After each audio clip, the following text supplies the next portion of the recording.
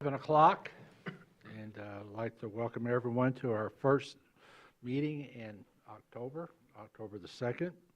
As we begin this meeting, we'd like to do so by acknowledging that the land on which we gather is the territory of the Ottawa and Chippewa peoples, who have stewarded this land throughout the generations. We thank you for your strength and resilience in protecting this land and inspiring us to uphold our responsibilities to do the same. As we go through our meeting tonight and interact with each other, may we do so with respect, dignity, patience, and charity for each other and with each other. With that, I'd like to ask Chief Tuller to please lead us in the Pledge of Allegiance. We thought he could hide. Pledge allegiance to the flag of the United States of America and to the republic for which it stands, one nation, under God, indivisible, with liberty and justice for all. Roll call, please. Commissioner Colbert? Here. Commissioner Wilson? Here. Mayor Pro Tem Shamrock? Here. Commissioner Stanley? Here. Commissioner Werner? Here. Commissioner Treadwell? Here. Mayor? Here. Announcements from the interim city manager. I have none this evening, thank you. Thank you. Announcements from the deputy city clerk. Meetings scheduled this week are the Planning Commission will meet on Tuesday, October 3rd at 7 p.m. here in the chambers. The Joint Recreational Authority will meet Wednesday, October 4th at 7 p.m. in Garfield Township Hall. The Parks and Rec Commission will meet Thursday, October 5th at 6:30 p.m. here in the chambers. And the DDA Board study session will take place this Friday, October 6th at noon here in the chambers. Community updates. Absentee ballots were mailed Friday, September 29th to city voters who have returned their absentee ballot application or joined the permanent ballot mailing list. If still interested, there's plenty of time in receiving an absentee ballot application. It may be returned to our office and we'll assist you with that. And again, a reminder, please sign up for our weekly e-newsletter, the Bay Brief. And I would just like to remind city commissioners, staff, members of the public to speak into the microphone so those watching at home and the recording of this meeting is easily heard. Thank you. Okay. And especially those that come up to the mic, make sure the mic is more directed at your mouth, please, so that I don't have to remind you, if you don't mind. Mayor, I have a question. So I noticed a new box in front for absentee ballots. That's an official box, I assume. That is an official box. That is a state-funded absentee ballot drop box, and it was actually installed this morning.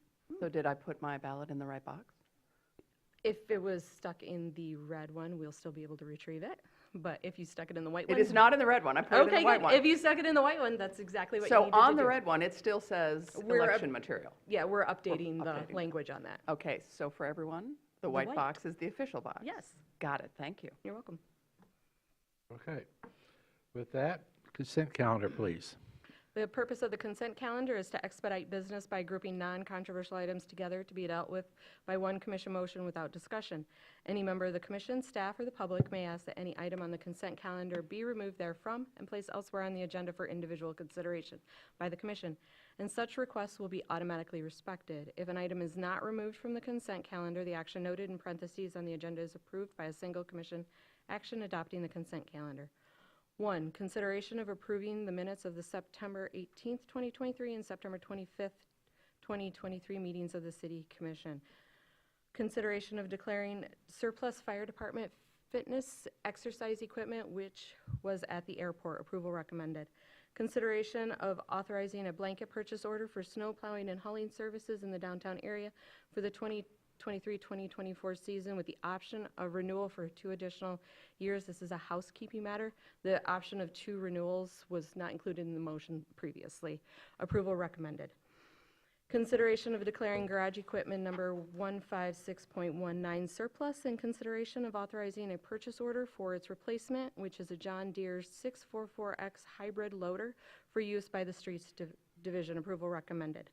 Consideration of authorizing an amendment to the agreement for construction engineering services in relation to the 100 block East Front Street Sanitary Sewer Relocation Project.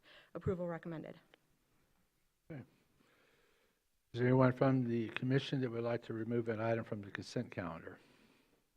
Yes, sir. Item 3, please. Item 3. Okay. Is there any other items we'd like to have removed? Is there anyone from the public who'd like to have an item removed from the consent calendar? Okay, seeing none. I'd be happy to entertain a motion.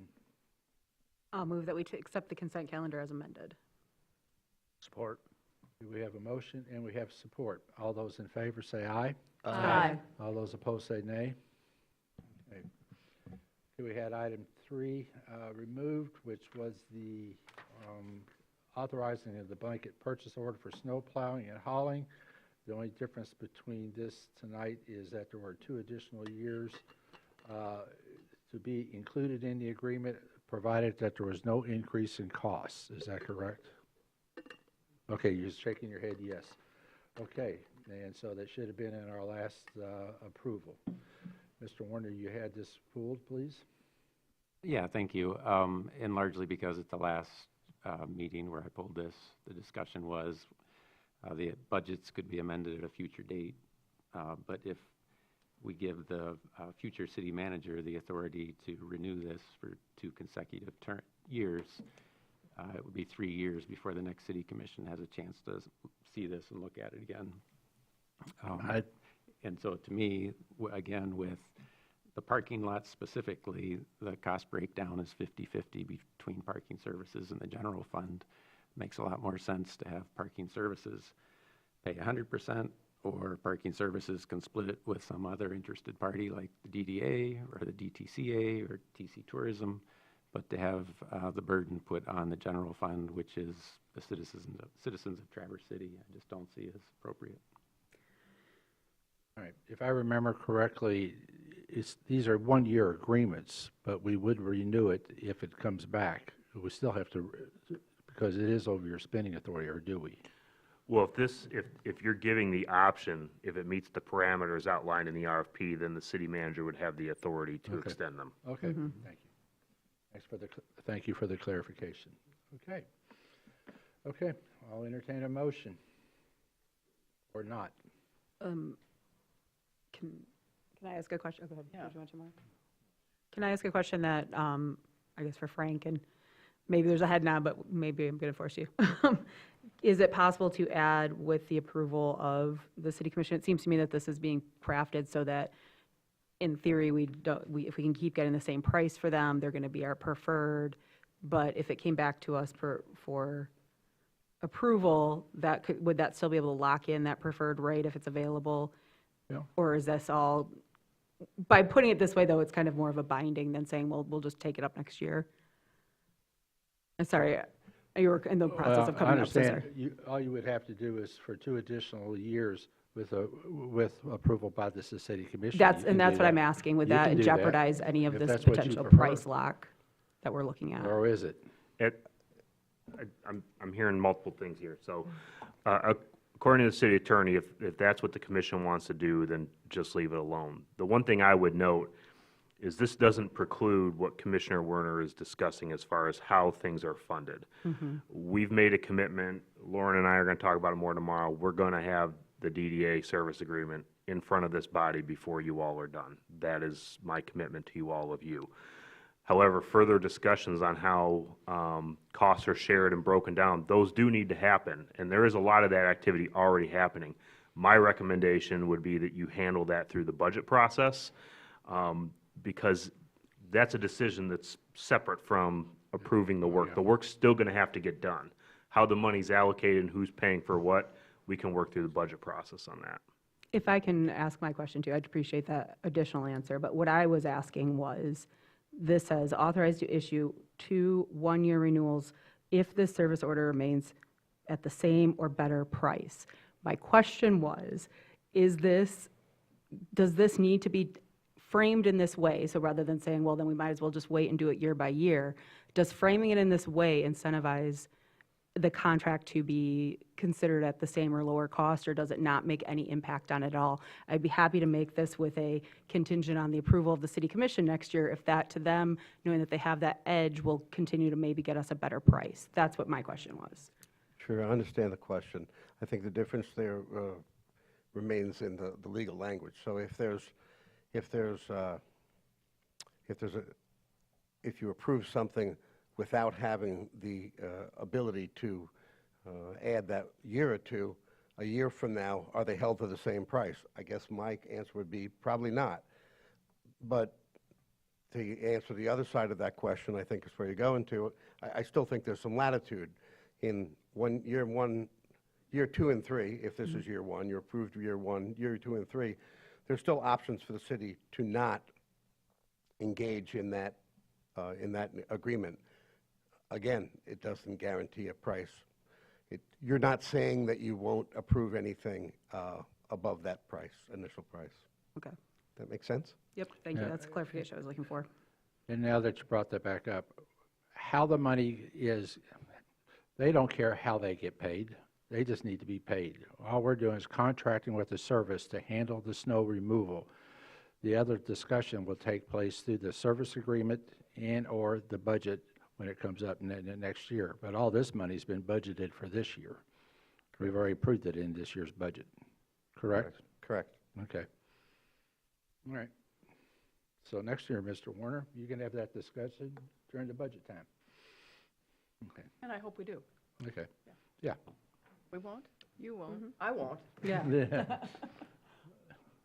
Well, that's what I said. I didn't say I was going to be here. Okay, okay. All right, I'll still entertain a motion. I'd like to move that the competitive bidding process, is that right, be waived, and that the city manager be authorized to issue a blanket purchase order to Milan Excavating of Traverse City, Michigan, for downtown snow plowing and hauling services for the 2023-2024 winter season at the hourly rates listed in the communication from the Director of Public Services, and that the city manager be authorized to issue 2 one-year renewals of this service order if prices remain the same or better, with funds available in the various streets and auto parking maintenance funds, and further, that the motion from September 11th, 2023 be superseded. Support. We have a motion and support. Okay, all those, okay, anyone from the public would like to say anything? Okay, Just a final comment. yes, ma'am. brief. Yes, sir. I had asked essentially the same question back in 2019, and I found the old emails for that answered the question. But even included in that email was data, a spreadsheet going back at least 5 years. And so, yes, it's just one more year, one more budget season, but it appears to me that the general fund is, on average, expending about $50,000 a year to help clean parking lots. And so that adds up over time. In 1 year, 50,000, yeah, okay, that's fine. But over the course of many years, and I think this has been a policy, or the procedure, not a policy, since 2017, it adds up. So that's just my concern. Thanks. Okay. All those in favor of the motion say aye. Aye. Opposed, say nay. No. Roll call, please. Commissioner Wilson? Yes. Mayor Pro Tem Shamro? Yes. Commissioner Stanley? Yes. Commissioner Werner? No. Commissioner Treadwell? Yes. Commissioner Colbert? Yes. Mayor? Yes. Okay, we move on, motion passes. Move on to old business. We have a public hearing on the assessment roll for Special Improvement District SID 2023-01, which would cause the installation of decorative lighting along East Bay Boulevard South and adopt related budget amendments.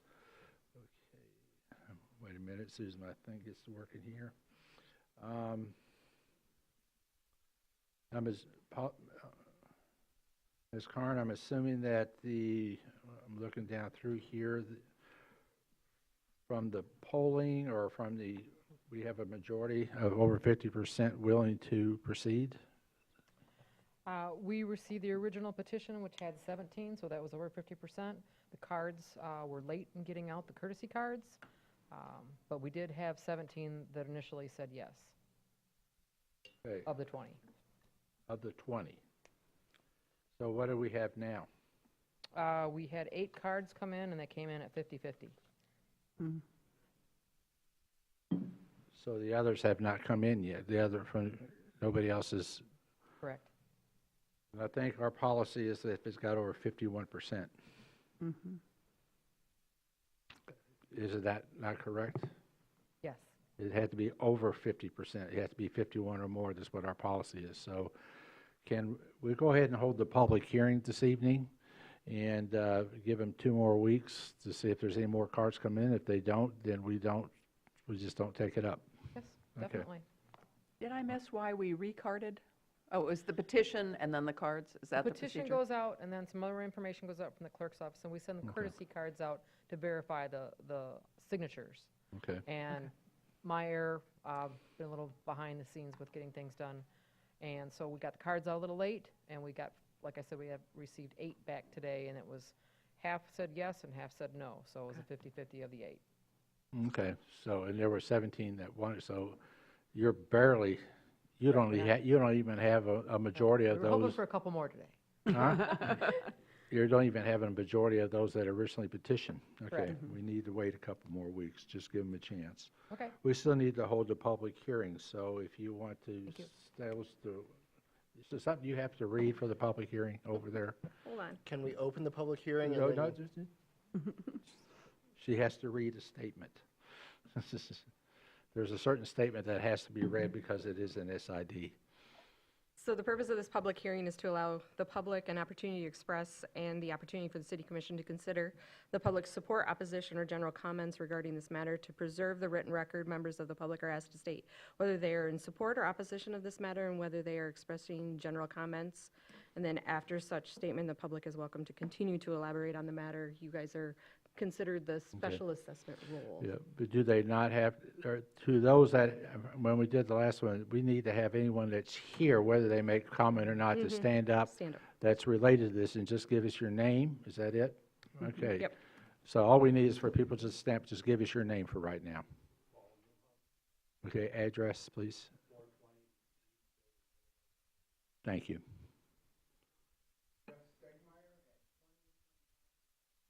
Thank you. Anyone else related to this? Okay, that's all for the record, so you have that. All right. I will open the public hearing. Anyone that likes to come up and make comments on this, you're more than welcome to do so. Thank you.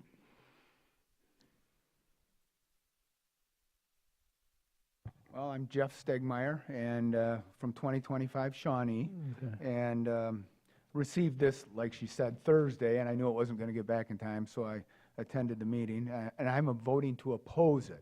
And I'm not necessarily trying to offend the people that are in favor of it.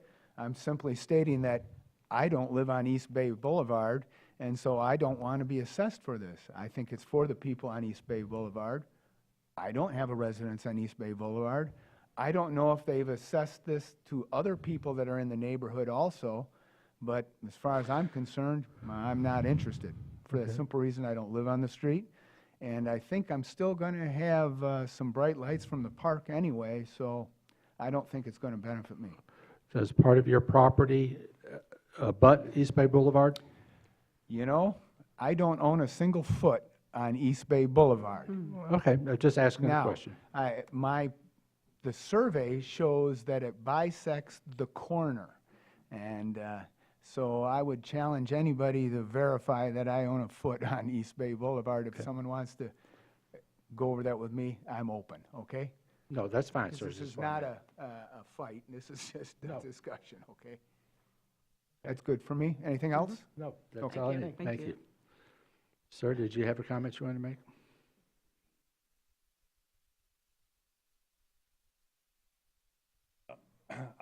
As I said, I'm Paul Newhouse, and I was primarily responsible for obtaining the signatures on the sheet. There were 21 property owners on that sheet, and I got 17 of them that were in agreement.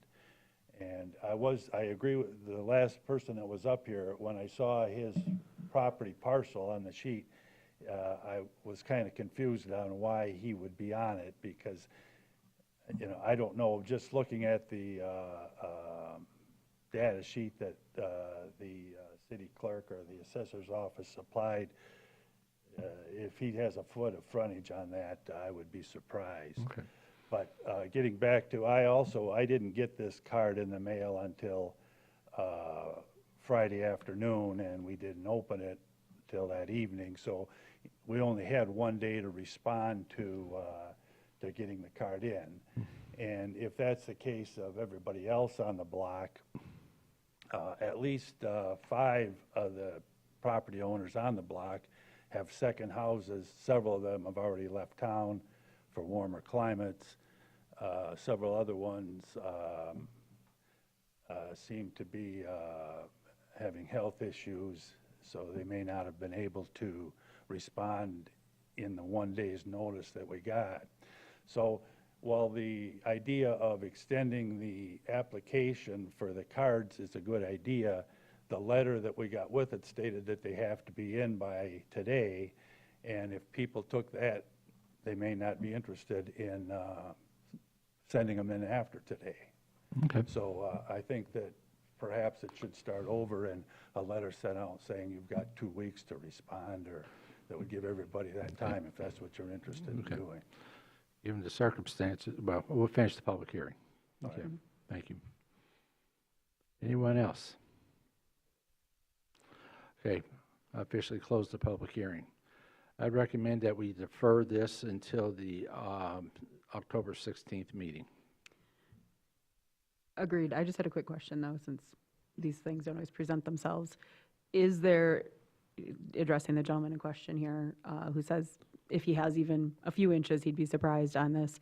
When we do have SIDs like this brought in front of us, is it all or nothing, or is there ability to say 90%, frontage on, or something like that, to ensure that people with tiny corner properties aren't assessed for something that's not an advantage to them? Well, I think first of all, we'll check to make sure he is or doesn't have Right. any property that fronts any of this. If he doesn't, then he needs to be removed from the list, and we'll leave that to Ms. Carn to Yes. determine that. Yes, we will remove him. The map that we originally received included that piece of property, so we can go ahead and review that, and then we'll send out new notices tomorrow again, reminding they have an extension on the filing of their cards. Thanks for clarifying that. I was just, things like that always come up, so thought I'd Definitely. ask. Thank you. Okay. We'll need a motion to, like I said, to defer this matter to the Do we need a October motion, or just- 16th. No, it just, You don't need a motion? No, we'll just defer it. Okay. Consider it deferred. Okay. Yes. Last time this happened, we took a pause in the public hearing. We didn't actually close the public hearing or something like that. I can't Which would remember. allow people that get Well, notified and can we'll- still come. We will on open it 16th. back up again. We can reopen the public hearing at the Yeah. next meeting Yeah. to make sure But- everybody has a Thank chance. you. But because it was advertised for the night, we needed to conduct this, but we can continue that. And we usually do that anyway as we go through it, so. Okay. Item number 2 is consideration and enactment amendment to the development regulations of the Grand Traverse Commons to address building height measurement for Building 50 as recommended by the Grand Traverse Commons Joint. And this is, it was introduced 2 weeks ago, so we're ready for consideration on this. So you want to take this up? We have Planning Director Mr. Winter here, as well as the applicant Ray Minervini here as well. If there is any questions that come up, they're here to support. I think it was pretty well clear about what was being sought. So anybody have any questions up here for the applicants or Sean? I'll make the motion that amendments to the Grand Traverse Commons Development Regulations, Section 1.09 definitions and sections, Section 5.15 Village District Sub-District 3 Design Standards as recommended by the Grand Traverse Commons Joint Planning Commission be enacted with an effective date 8 days after publication. Support. We have a motion and support. Is there anyone from the public who would like to address this matter?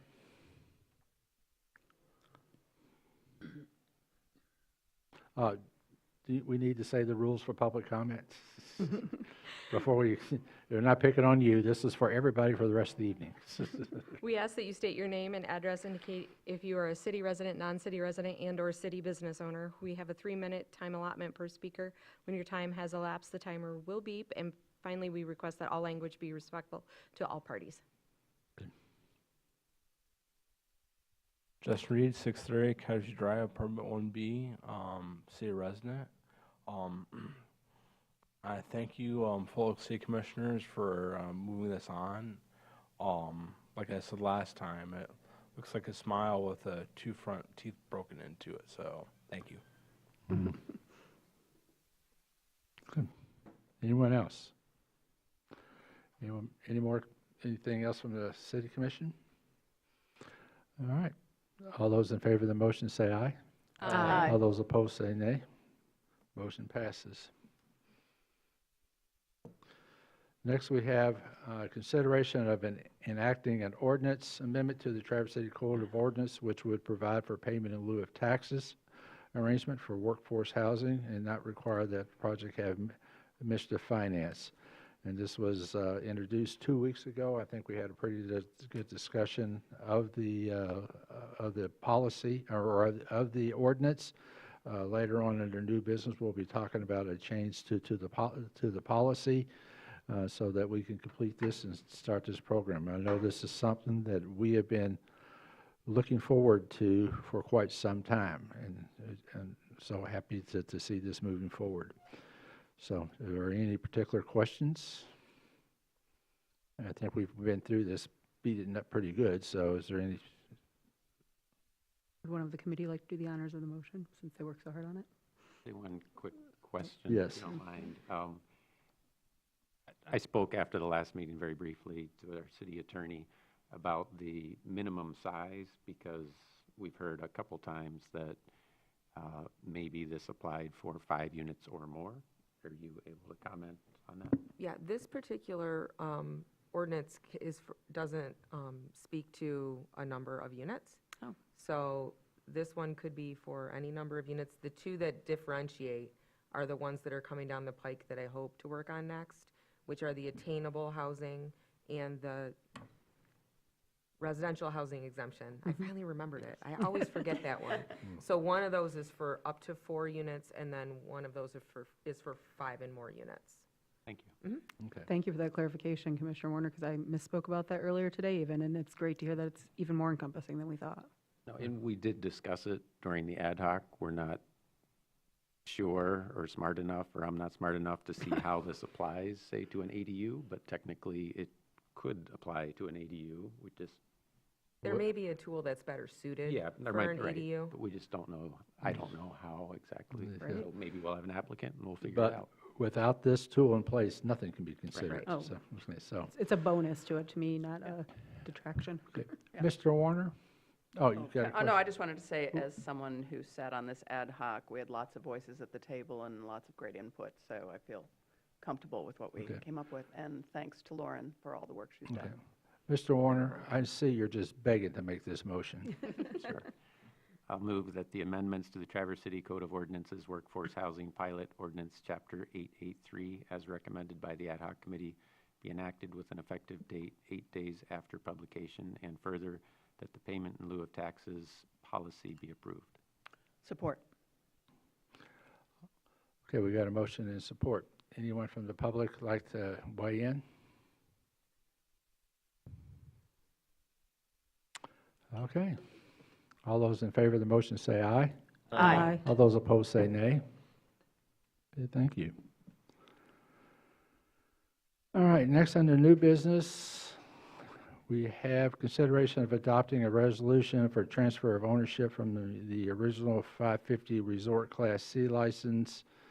I'll just turn this over to you, please, Ms. City Clerk. Yeah, I was gonna say, it's my name on the memo, but Okay. I'm gonna need some help Oh, I from thought Sarah this on is, this. okay. So this is a request to transfer an original 550 Resort Class license and replace their DDA license currently. It affords them the ability to move the license with the business if they were to move. With a redevelopment license, it's for that location only. So once a place moves, then it no longer exists. I think the one thing to point out as well that we talked about at our staff meeting, and maybe city attorney can help with this as well. This is one of the old school originals that were basically an asset, something you could buy and sell and you could move to your businesses wherever they happen to be located in the state, although it does require local approval. Is there anything else that we can add to help explain this a little further? Well, the other thing that we have in this city is the registration process, which we added. So in order to operate this license in the city, they also have to register with the city, so that affords the city some leverage again, with these types of applicants if there are any issues down the line with the license being operated there. But in terms of the types of alcohol that can be sold, the hours of operations, or other constraints on the liquor license, it's no different in operation at this location than the liquor license they currently have. No, I think the Class C can go later. The Class the C has than the redevelopment. later operating hours than the redevelopment. Okay. Okay. How about, are there differences in some of these other categories like dancing and still slides and such, or is that all about pretty consistent? That, I think that's pretty Yeah, consistent. I think the pretty main consistent. difference is operating hours. Right. So we've kind of given up on dancing, it just happens. You've given up on the dancing part? I think there was like a movie about that at one I know. point. I was just gonna say, Can't believe Tim's we gonna have to footloose permit here. it still. Okay. Get my Kevin Bacon speech out. Okay. All right. So this is, in some ways, this is a newer liquor license, but the individual already has a liquor license. He's buying a liquor license so that he can have more latitude in his operating hours, which I would guess is the main reason. Okay. And it's a property interest. Yeah, it's a property interest, so, because the other one cannot be transferred or sold, so, okay. That's it. All right, I'll entertain a motion if you're interested. Recommend, or I'll make a motion that the commission adopt a resolution recommending approval of this. At the wrong page? Yep. We always do this. Try it again.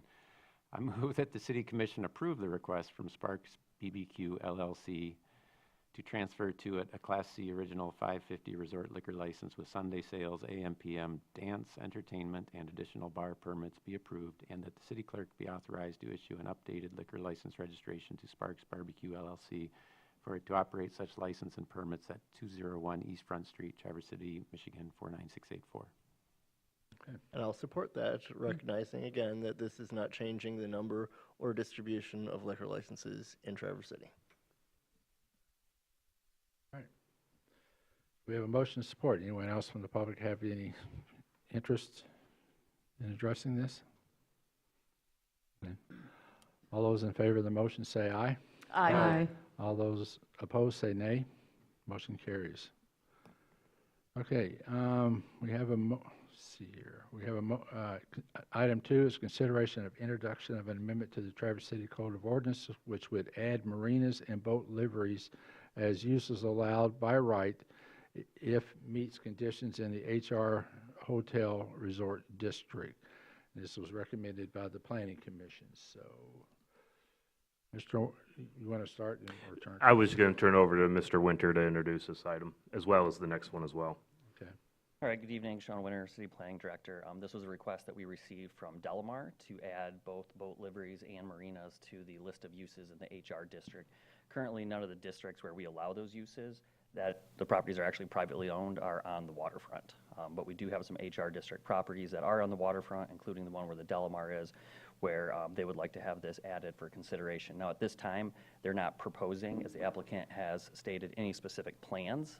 That may be a possibility in the future, but rather just get this in there at this time. This property had been discussed in the past about establishing a mooring field, and at that time, the city attorney put forth some communications, which were in your packet, kind of outlining the process. There is an extensive permitting process through Eagle and the Army Corps of Engineers for any type of marina or anything like that. And one of the first steps in that permitting process, even if this was an allowed use, is it requires a resolution of support for from the City Commission for the permitting to continue. Otherwise, the process stops. So the City Commission will always have some sort of authority over whether or not a marina or boat livery would go into the bay. So with that, I have the applicant here if there are specific questions for them, or I'm available as well. If I could just add one note on Mr. Winter's comments, Mr. Mayor. Please do. You know, one thing just to keep in mind here, I've seen some questions about whether or not we approve this and there's no plan. No business is going to invest money into investigating a plan that is not currently an allowed use. So this would give them the ability to be able to start looking at whether or not it makes sense. As Mr. Winter noted, there's multiple steps that they would have to go through, both at the city level, but also at the state and federal level, before any sort of project could actually move forward. I have two quick questions.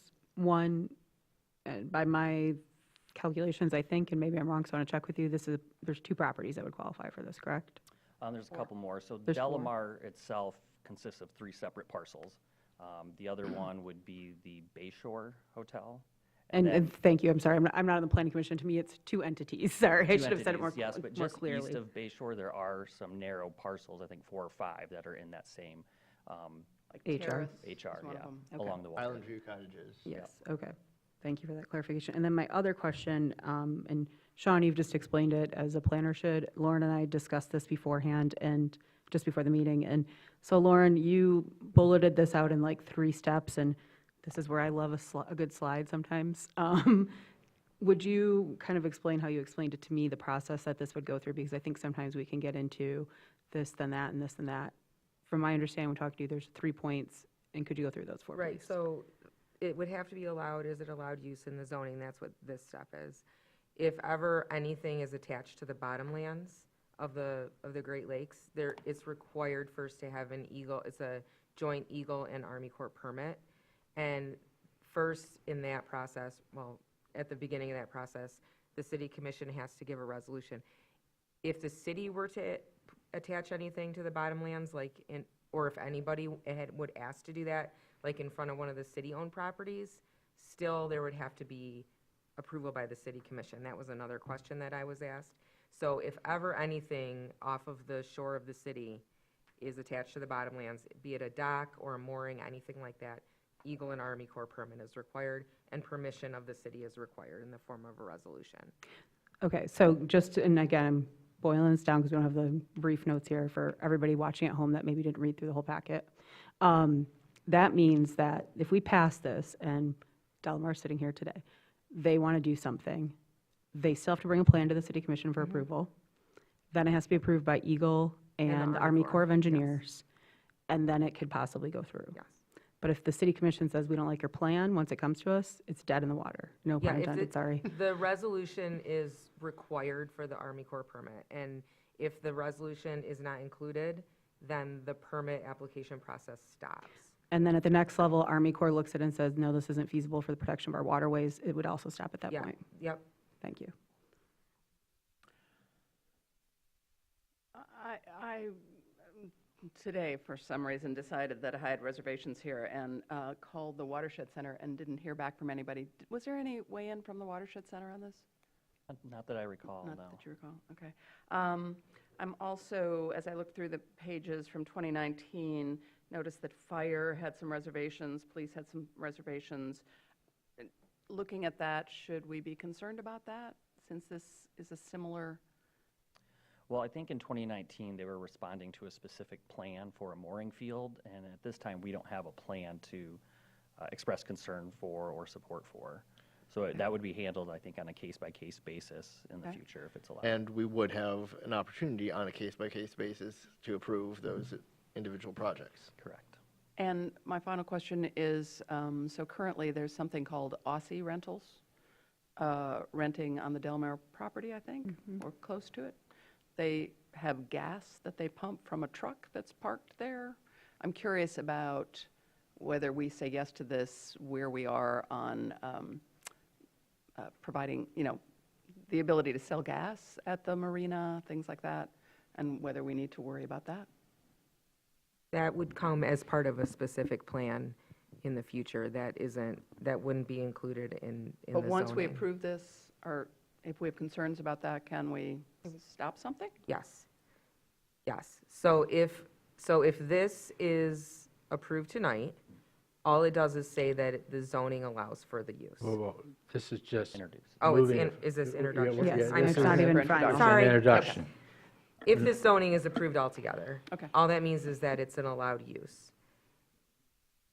In order to operate a marina in the bay at all, a resolution would have to come from the city commission to support that in order for the Army Corps permit to go forward. an Eagle permit. If the city were to look at a plan in the future and say, we're not in agreement with this plan and decline a resolution, the Army Corps and Eagle permit process cannot go forward. In other words, the resolution shall be included. Otherwise, Eagle and Army Corps will not consider the permit application. And even with the resolution, there's no guarantee that Eagle and the Army Corps are going to approve it, is that correct? Right, it just moves on to the rest of their process. But the city's part of that process is at the beginning, and if it doesn't go forward with that resolution of support, the process stops. I won't be here probably for when you talk about this another time, but we often rent from John Robert Williams. And over the course of the years, since there is a rental of jet skis, I think it's the Aussie people doing it, there's a lot of action there that will affect residents who have homes on that stretch. So just know that the more rental places we put in that stretch, it will affect people, and it will affect the beach at Bryant Park and things like that. Yes, sir. To Mr. Geinser's point, I agree with it, that anybody with a property interest isn't going to pursue something like this until it's an allowed use. The flip side is, I think if we make it an allowed use, potentially we're doing them a disservice because now they're going to go spend money and look into it. Mm-hmm. I really don't see the public standing for allowing a mooring field or whatever else might come to be there in the future. And so they'll go spend lots of time and effort and money. I did not get a chance to swim at Sunset Park this year, but I have been swimming there past summers with my family. And a week ago, I went and stood on the beach when I thought, or 2 weeks when I thought this was going to be before us. And I would encourage folks to look at page 15 of 24, even though this is from an old concept, because we do have NMC as a next door neighbor to Sunset Park.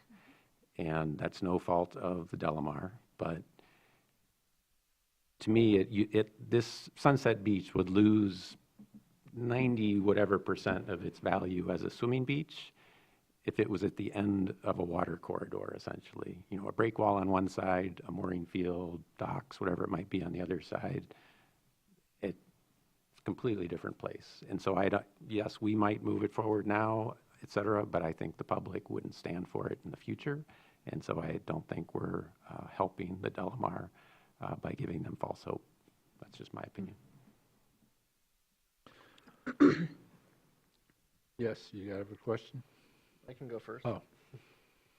Well, so as I'm looking at the properties that could be impacted by this, I'm also seeing that the Bayshore and the Terrace Beach are around the senior center, which we are going to be developing. And I love our bays. I love their different characteristics, the different feels they have to them. I appreciate that East Bay has grown up to be the kind of area that it is, and I think East Bay Township is doing a fantastic job in that area.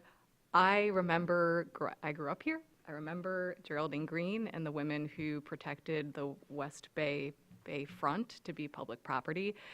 And my concern is that I already see people on the water in West Bay who don't know how to use a boat if they are renting them.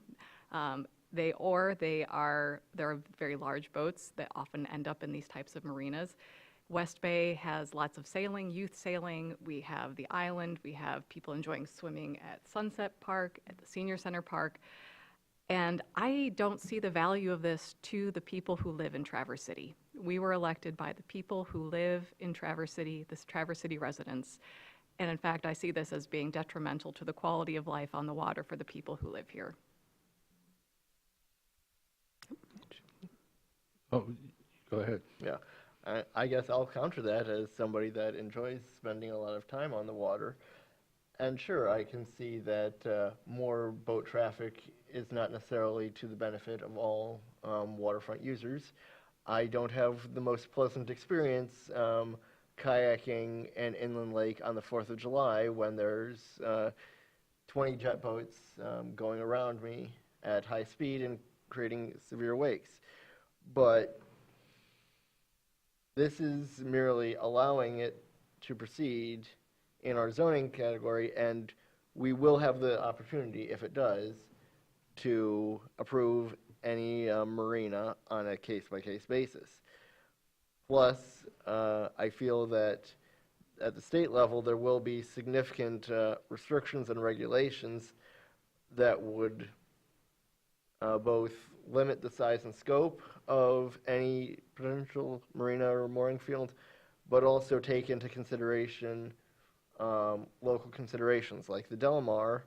Yes, it's close to Sunset Beach, but it is also very close to the mouth of the Boardman River, which is popular for fishing, both shore and surf casting. People launching small boats from the either Clinch Park Marina or the boat launch near the mouth of the Boardman River. And right now they're fishing for salmon.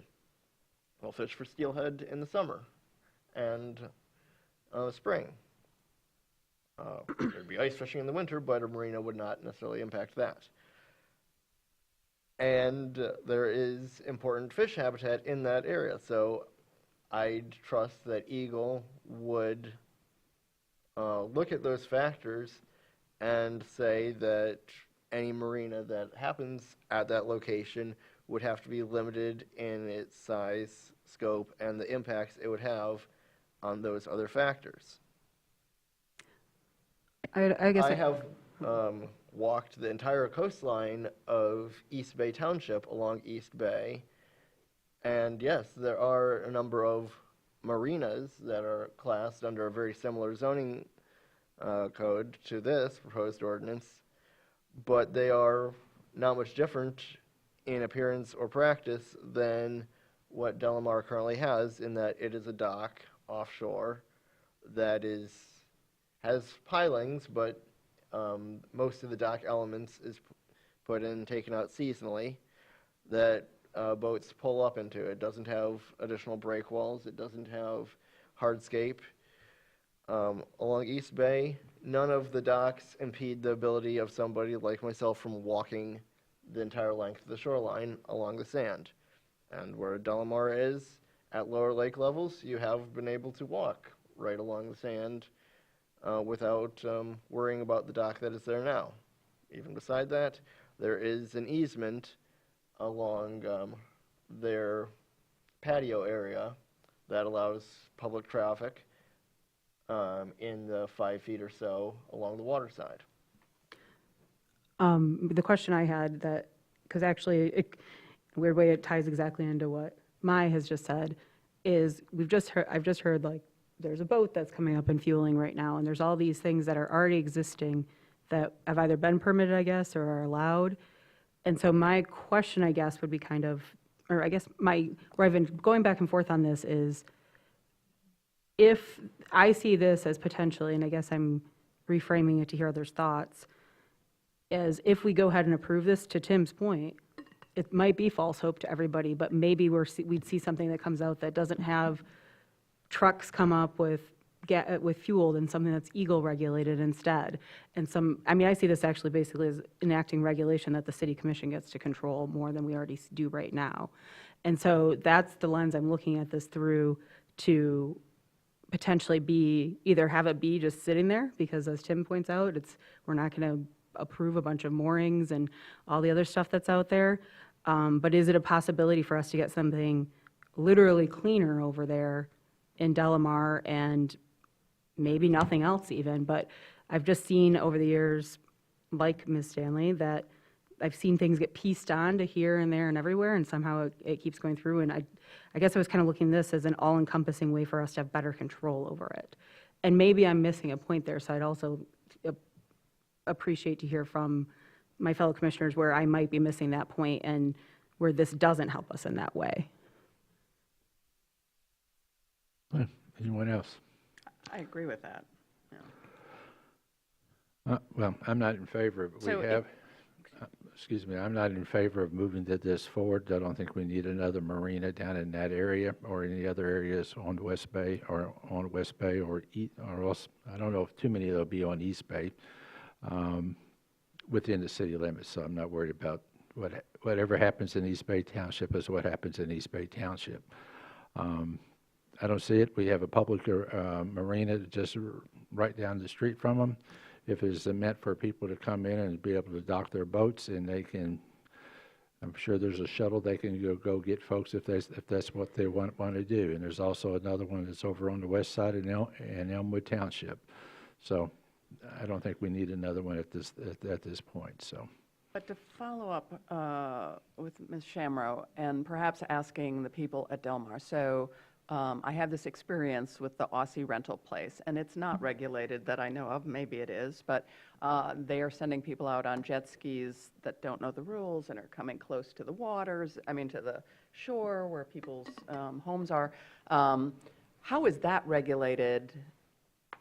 Because if we don't do this, and then we get a whole bunch of Aussie rentals, that's not going to be good either. So can you explain that to me? Sure. I'm Dave Glenn. Just a second. There's been rentals there when it was Holiday Inn, so it's not just these guys. Okay, There's right. been rental spaces there for years. So this is not something that's just new to Del Mar. So, No, it was that- new to me because I'd never spent time on the so I'm just waters. giving edge you, there. no, you didn't create this. This has been a practice on Holiday Inn and previous owners But the for a question- number of years. I'm Go just ahead. curious.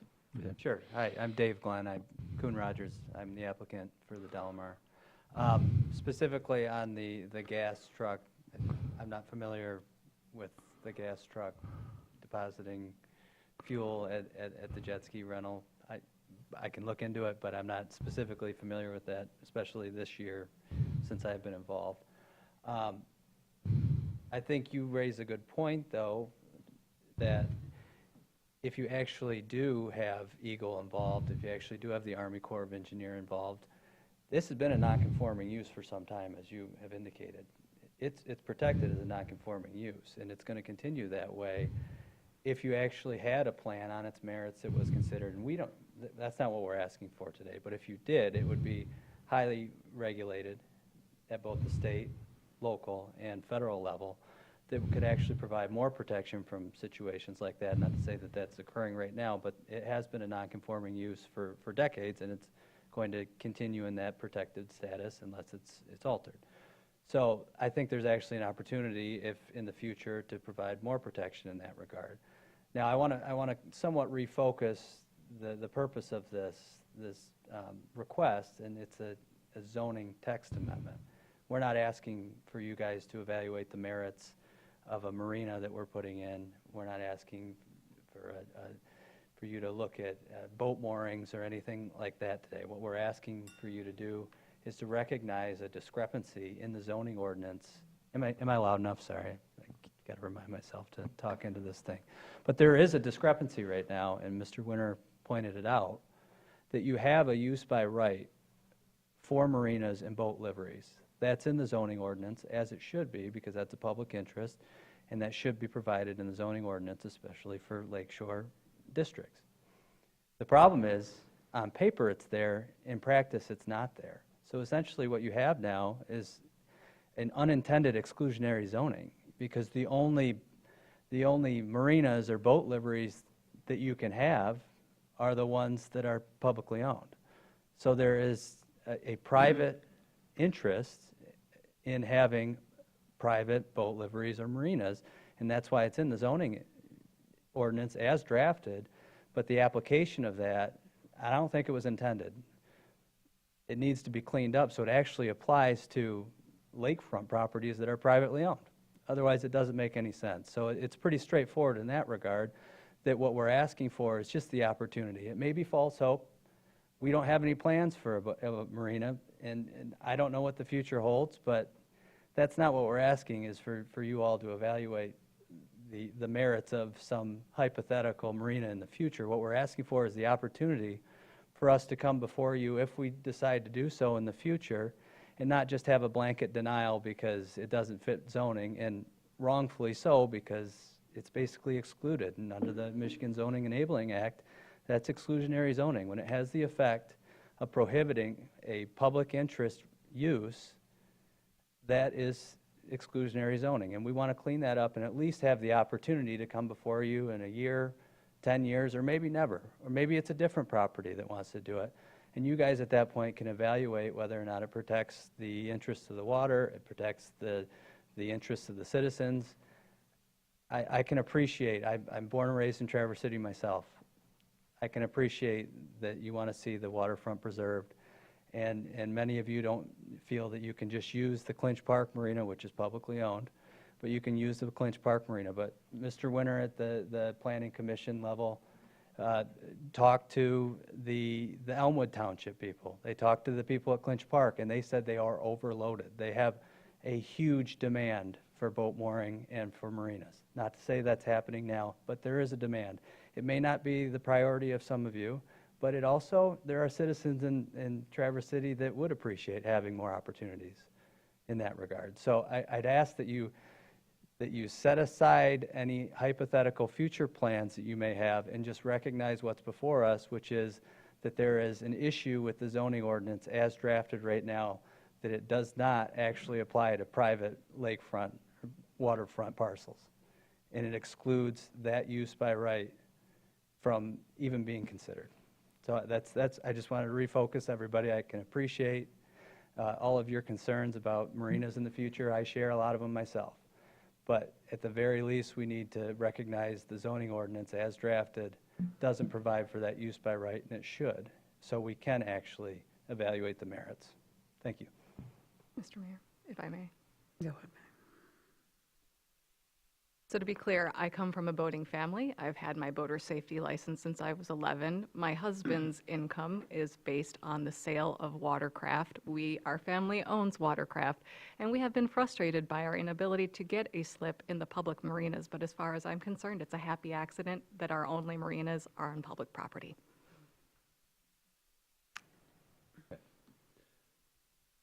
Yes.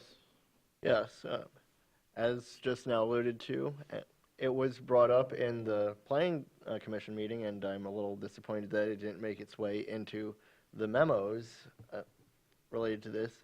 But Planning Department staff did talk to Clinch Park Marina, as well as Elmwood Marina, Bowers Harbor, Acme, other waterfront marinas in the area, even Elk Rapids, I believe.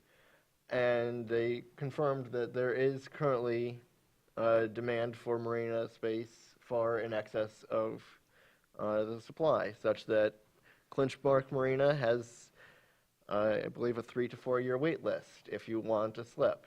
And sure, they do have transient slips available, but those will fill up very quickly.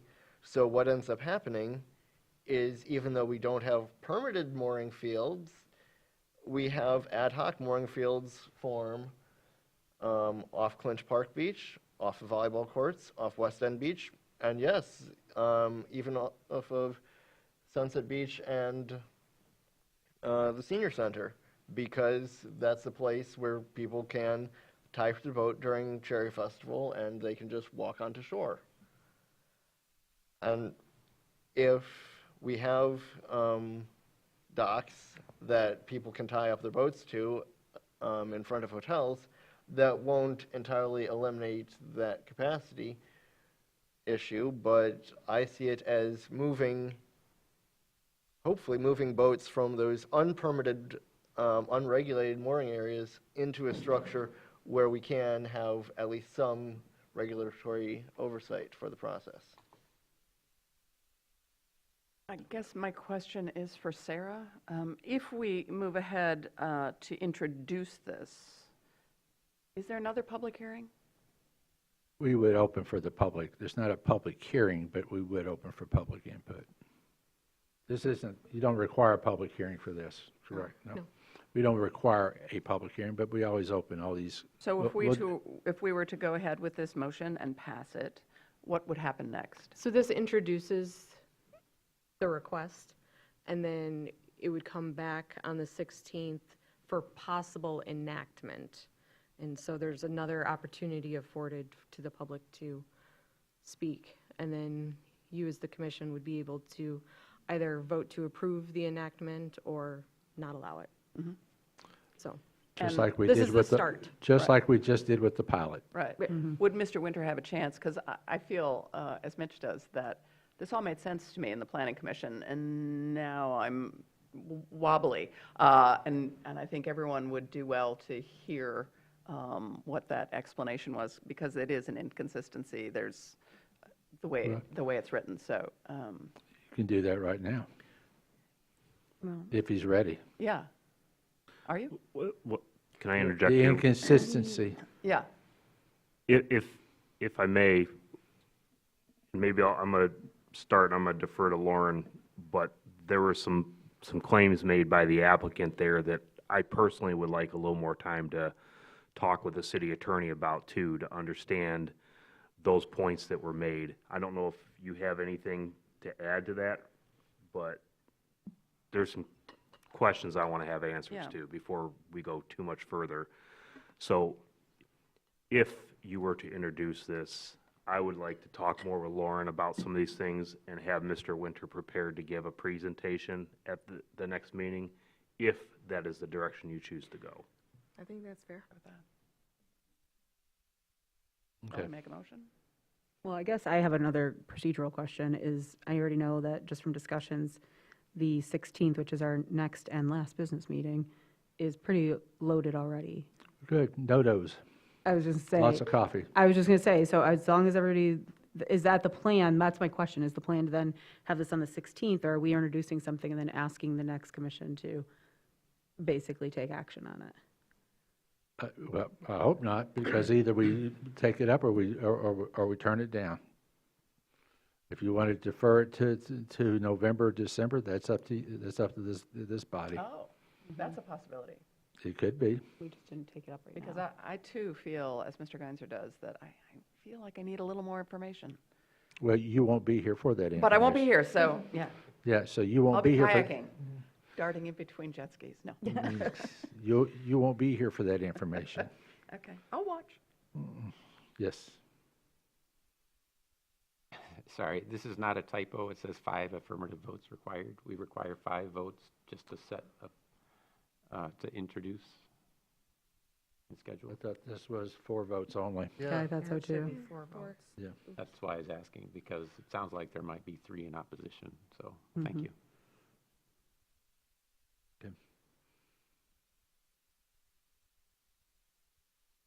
I didn't see that on schedule. Anyway, all right.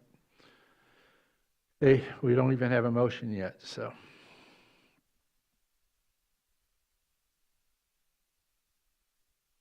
Okay. If there's no motion, then we don't move. Yeah, is the best way to go to push this to the 16th, or is the best way to go to defer it I'm not till going to vote for November? it, so you might as well Yeah. know that up Right. front. So I'm telling you Yeah, I up know front. that. I, Do you have a feeling about that? me? Yeah. I guess I would say Does a specific date have to be set? Nope, No. but I wouldn't, if you're not going to do this on the 16th, don't even start it tonight. I was just gonna say, That- there's a lot of That would be unfair stuff. to those folks that are, could be coming in November. But it There's a lot doesn't of kill it forever. No. It doesn't No. mean they have to wait 6 months to bring it back. if you No. brought it back, Okay. if there's a vote and it's voted down, you'd have to get somebody voted no, but you bring it back for 6 months. If we just leave it, it's left. Got it. I'm comfortable with that. If there's no motion, you haven't done anything to stop this. It's just that we're not ready to deal with it. We'll let the next commission deal with that. If I don't hear a motion here in 1 second, I'll give you 5. 1, 2, 3, 4, 5. Okay, you'll have to come back after November the 13th. I wouldn't do it on the 13th. Okay, with that.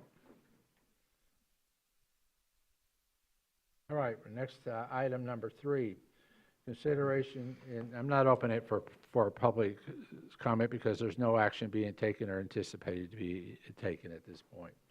So we'll save everybody's win for later. Consideration of introducing amendment to the City Code of Ordinances dealing with groundwater protection, stormwater runoff, and scheduling a possible enactment on the 16th. And I think this deals with our question that we had relating to increasing of impervious surface as well as stormwater runoff. And I think y'all came up with a brilliant plan. So why don't you go ahead and tell us? All right, during the September 16th meeting, it was discussed that in order to possibly support increasing the impervious surface limit in those 3 residential districts, that you guys would like to see the requirement that those properties then meet the stormwater management requirements of Chapter 1068. So after that meeting, the city attorney called a few of us in together for a meeting and figured the easiest way to go about implementing that would be to leave the impervious surface limits in the table for the districts that you have as they are with the footnote. And if you look at those tables, this is a practice we already do. We use footnotes to kind of clarify some opportunities there. And just note that properties may increase the maximum impervious surface by up to 5%, provided that those sites then meet the requirements of Chapter 1068, the stormwater requirements. So what we're doing here is we're pointing that 5% increase in the stormwater standards to the right chapter where they're already established. Then in Chapter 1068, we already have a section that deals with triggers for when single-family and two-family homes would be subjected to meeting these standards. And there's 3 triggers right now: steep slopes, hard soils, or ones that don't perk, along with proximity to wetland streams or a water course. So we would propose adding a 4th one that says sites going above the established impervious surface limit, not more than 5% for the respectable district, would then have to meet these standards as well. And then the standards are all in place there. So what we're doing is we're making the 2 sets of regulations point towards each other if, in fact, someone wants to go above the established amount. If I could just add, so the purpose is, if you introduce this tonight, you would have the ability to consider all of, you'd have the ability to consider this On the 16th. adjacent to the other items in which this relates to. And if for some reason something doesn't happen to the other items, we make sure this is second on the agenda. And if nothing happens, then we don't need to change this, but we still need to introduce it. Correct? Correct. Okay. All right. All right, we will go ahead and I'll entertain a motion. I move that the city commission introduce the proposed amendment to Chapter 1068 groundwater protection. Am I right? Go up. Yep. What? Groundwater protection and stormwater runoff control ordinance with potential enactment at the No. October. That's not right? You go to the First page of the. first page of the memo, Sorry. the communication. That the amendments to the Traverse City Code of Ordinances, Chapter 1068 groundwater protection and stormwater runoff control will be introduced and scheduled for possible enactment on October 16th, 2020. But Okay, there's slash the extra chapter. Okay, that's the motion. 123, correct? Okay, Yes. do I hear support? Support. Okay, thank you. All right, I'll open this for for any public input. Okay, thank you. Well, you got to get up, Caroline. Don't wait till the last minute. You almost got left off. Thank you. Caroline Kennedy, 1925 Seneca Street. I just have a couple concerns, and that's because the way that our current ordinance is, when I see smaller properties that are expanded within the allowable limits of our current ordinance, we have stormwater and drainage issues that affect neighbors, and there's no recourse for those neighbors. And I have mentioned this up here once before, and that's in my neighborhood. I can point to 3 properties at least. And there's no recourse for those neighbors. They're the ones that get damaged by it. They're the ones paying the bills. And so it's not that I don't want to be supportive. It's just that I think there are a couple different neighborhoods that are just very, very spongy. And anytime we put any additional pressure on that sponge, it's going to come up somewhere else. And I just don't think that those particular neighborhoods have been well enough addressed at this point. Thank you. All right. I think that's not, well, it does deal with neighborhood, but it's not dealing with the topic that we're dealing with now. That's a whole nother subject, but it's, But Good we're one. dealing with, what, well, no, it's not that far. Okay, all right. But Yeah, we hear I'd you like to next. ask, can I ask Yeah. Mr. Winter a question about that? What's the question? So if a lot with a small house gets purchased and someone builds a bigger house, will this stuff pertain to that? I mean, when you get permitted to build your bigger house, In the case as it's presented here before you, if it exceeds the established by up to 5%, then yeah, the whole entire site would need to come into compliance with the stormwater chapter. and that would happen if As- someone. As proposed, yes. Okay, Yeah. okay, thank you. But if it doesn't exceed that, there may be need to be addressed other remedies, but that's not here for tonight, that's another Right, right. topic. So, but if they're saying, like, let's say you get to have 35% and you stay 35% and the problem's still there, this ordinance change would not address that. Right. It's only if it exceeds that by 5%, then the whole property has to be dealt with. Right. But that's what Caroline Ms. Kennedy is addressing is a bigger topic that may need to have further investigation. Definitely. And frankly, if we change it in such a way that would create many unconforming properties across the city rather than this, which will target properties that become non-conforming, it becomes a lot more burdensome to draft and then to enforce. So while a tool like a stormwater ordinance could allow us to go after those properties where you do have runoff, even though they're not exceeding some impervious surface threshold, it doesn't provide us with as simple a tool as this ordinance changes.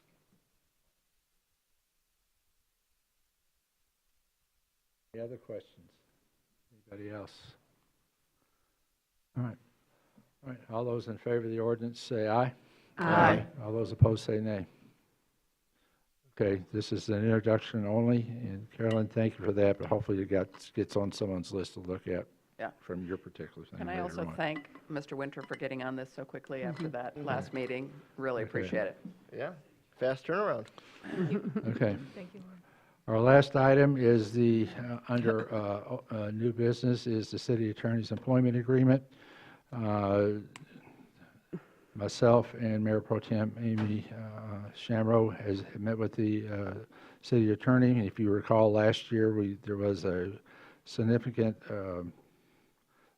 amount given to bring our city attorney up to market.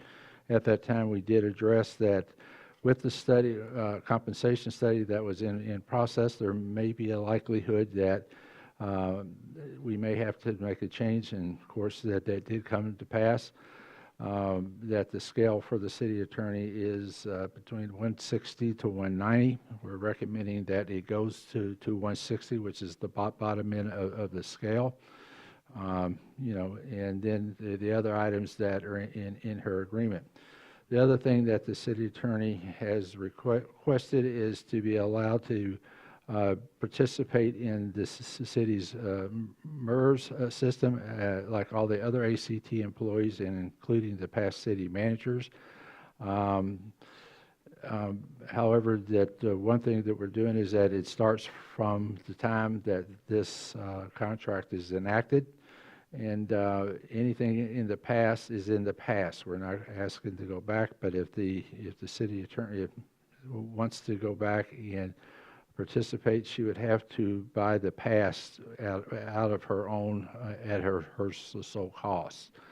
I know there may be some concern with this, but this is the only employee of the city that's not in the MERS system, and if we're going to start, you know, not allowing one of our employees to be engaged in the MERS system, then we better be putting down a policy that other ACT employees being hired in the future may not, and includes the upcoming city manager, may not participate too. How can you exclude one and not allow all? It's a matter of fairness to me. There may be some cost to that, but right now, what's been offered to her is that if she puts in 8% of her salary, I mean, if she puts in 6% of her salary, the city would match 8%. The city was getting a heck of a deal has gotten a heck of a deal for a long time. There's only one other employee that I am aware of that did not participate in the MERS system. That was myself while I was here, and that was by my choice. But I had a better arrangement than this. I still had the benefit that if I contributed at least 6%, I also would receive the 6% match of the 457, but also for my other retirement, that as long as I received my percentage was between 10 to 15%, but the administrative costs, whatever that percentage of payroll that had to be contributed by the ACT administrative group, whatever that match was, is what was paid into a 401k for myself. It could not go below 10%. It could not exceed 15%. So if we're going to try to do this, and when you're not going to be having defined benefit plans, if you're going to do contributions, I've seen a whole 8% or 10% that's usually given in place of not doing that. But she would prefer to be a part of the MERS system. So that's a brief explanation. We recommend the approval of the First Amendment of the recodified contract that we had from last year. So that's where we are. Is that a motion? No. I can't make a There's motion. a motion. Well, I can read it for you, but You want to make it? well, I'll read it for you. Okay. The only time the mayor can make a motion if nobody else will. Oh, I'm willing. Huh? I'm willing, if I'm on the Go right ahead. page. Is this the If right you're on one? the I want to very move that the first- mayor and city Yes. clerk Yes. execute the First Amendment to the amended and restated employment agreement for city attorney with Lauren Tribble-Locht, as provided with the official meeting materials for the October 2nd, 2023 meeting of the City Commission, and as outlined in the September 28th, 2023 communication from the mayor and mayor pro tem. Is there a second? Support. Okay, thank you. All right, any questions from the city commission? Any questions from the public?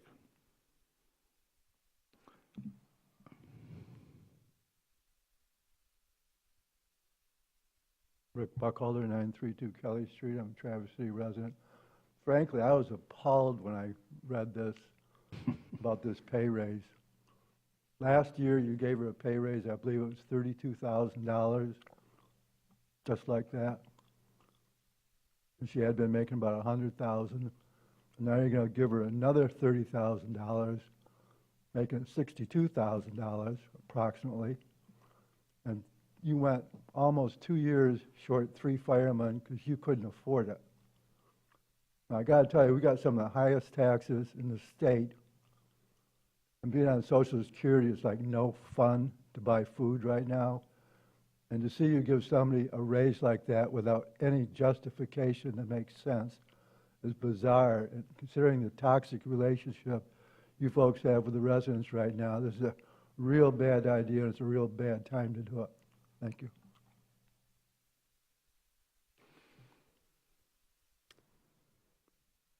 Okay. And to clarify really quickly, we did have a budget that amended that, and all the Yeah, firemen, we needed did a fireman bud- we positions did have been a- approved. We did amend the budget last year to take care of the 3 firefighters, once we knew that it was the issue. So, Mr. Buckholder, you're kind of wrong on that one. With that one, anybody else?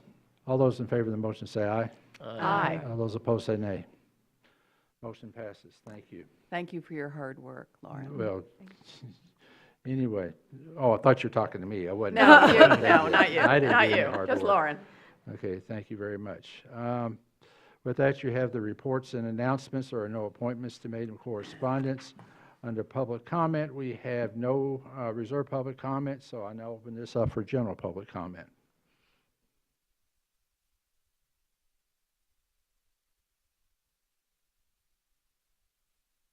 Justin Reed, 630 Cottage Drive, Permit 1B, Traverse City, Michigan resident. So in front of you, there's a piece of paper that tells you about the Michigan Motor Code, the Michigan compile laws. I went ahead and I talked to the city manager, the interim city manager last week, because I was asking about the concern with M37. it being that it is a state facility, is that the MDOT is going to say to the interim city manager is that look at the motor code, and that is referencing the motor code. Since it is a MDOT facility and it's not a city street technically, that local ordinance can't be into that without an agreement with MDOT as far as the pedestrians go. If it is a signalized intersection, or a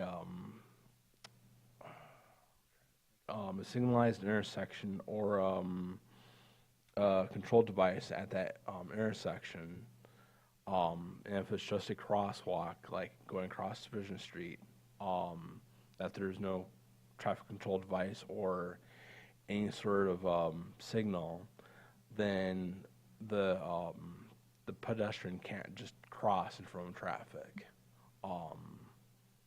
So the pedestrian would be in the wrong and the driver would be in the right.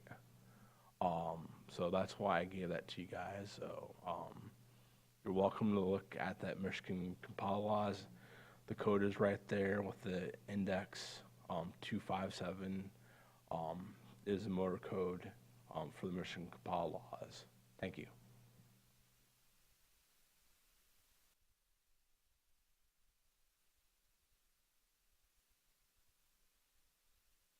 Rick Buckholder, 932 Kelly Street, Traverse City resident. I got here late to talk about what Delmar was requesting, but I have to tell you. Rick, so you know you got here late. I don't know if you heard it. We didn't do anything with it. I did. Okay, thank you. I did. Okay. But watching from home, I didn't hear part of the discussion, and that would be if you passed it, you passed it by ordinance. And if you passed it, then they have the by right to proceed building a marina or a mooring field or whatever they want by right. But what's missing from the conversation is since it's an ordinance through a referendum, citizens could reverse it through a referendum. And that would mean that Delmar would hire attorneys and try to get their money back that they'd invested in trying to have it developed in the engineering and the planning and all the permit processes.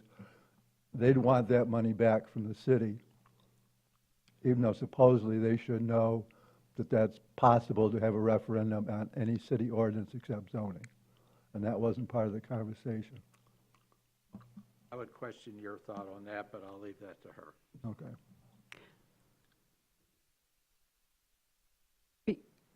Because Mr. Buckholter missed part of the conversation, he might have missed that there was no by right, that it would have to be approved by the city commission and then go to Eagle and be approved by the Army Corps of Engineers. Yeah, So just to clarify that. Yeah, there is no further ordinances that deals with this if this were to get introduced and passed by the next commission. So that comes into place. Any comments from the mayor and city commissioners? Yes, sir, Mr. Warner. Yeah, just to clarify a little bit on the public comment about pedestrians and crosswalks on state trunk lines. A pedestrian may not step off the curb in front of a car if the motor vehicle doesn't have sufficient time to stop, which is hard to define. But if the motor vehicle is farther away, the pedestrian may step off the curb into the crosswalk, and the motor vehicle has to yield to the pedestrian and possibly stop, and that's written into the code. We're not discussing it right now. I'm just helping you out. Thank you. You're welcome. All right. Anybody? Hang on. Mitch, you just wait a minute.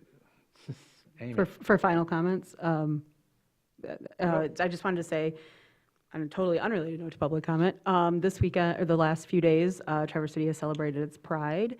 And I just wanted to first of all say thank you to our community because I had a visitor friend who was up from Lansing and got to see him a few times during that, and he had nothing but complimentary things to say about how the community comes around our LGBTQIA+ community, as well as how the events we put on, the participation by everyone in the community, both members of the community and allies. And so I wanted to share that with the public and just commend everybody. I know that Mark took place in a more formal way, as did Mai, but for her other hat that she wears. And I know I saw Linda at the ride and marched myself and did a lot. And so I just wanted to thank our community, just to point out and say how proud I am our community does so well with that. And I also wanted to take a moment and thank our police department. They were there out for all the events, part of the community as well. And I always think they do such a great job. And they're so good at kind of being in the background, doing their job, that I just think that they don't always get recognized for the work that they do with that, and it was greatly appreciated. So from the Pride Ride on Wednesday through the march, where there's a lot of public interaction on the streets, as well as just making sure everybody was safe, they did an excellent job. So I wanted to give them a shout out as well. Mitch, you had something? Yeah, two things. One, speaking of the river, like I mentioned earlier, the salmon are running right now. They're jumping up the ladder at the weir. We've done harvest the past 2 weeks, and the next harvest, if you want to watch, is Wednesday morning. And on a different note, Traverse City will be hosting, or the Grand Traverse region, it's technically at the resort, the Michigan Association of Planners Conference, Wednesday, Thursday, and Friday of this week. Very good. Okay. Anything else?